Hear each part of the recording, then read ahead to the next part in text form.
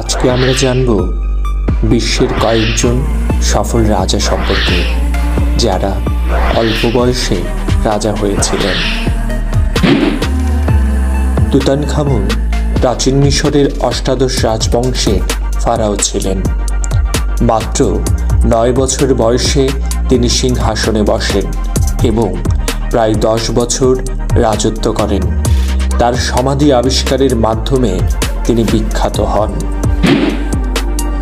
Alexander মাত্র 20 বছর বয়সে মেসিডোনিয়ার রাজা হন।